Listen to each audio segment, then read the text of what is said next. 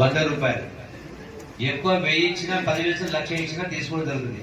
నా కోసం కాదు, ఇక ఉన్నటువంటి మిత్రులకు చెప్తా ఉన్నా, ప్రజాప్రతినిధులు మళ్ళీ చెప్తున్నా, నేను ఆషామాషిగా సమావేశం కోసం చెప్పడం లేదు.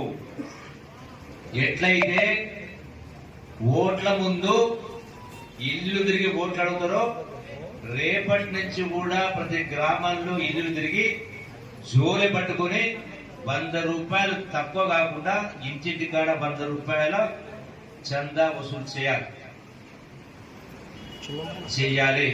చేస్తేనే రేపొద్దున మీరు నా దగ్గరకు వచ్చినప్పుడు మీ ఊరికి ఏ పని కావాలన్నా మంజూరు కావాలన్నా, మీకు సర్పంచ్ అంటే సరే సింబల్ కాబట్టి మీరు కాదు, సర్పంచ్ అయినా ఎంపీటీసీ అయినా ఎంపీ అయినా మీకు టికెట్లు కావాలి, బీఫాలు కావాలంటే కాంగ్రెస్ పార్టీ తరఫున మీరు మొట్టమొదటి మీ గ్రామంలో ఎంత చందాలు వసూలు చేసేది విద్యా వ్యాప్తి కోసం, చదువుల కోసం లెక్క అడిగిన తర్వాతనే మీకు ఆ యొక్క అర్హత ఉంటుంది.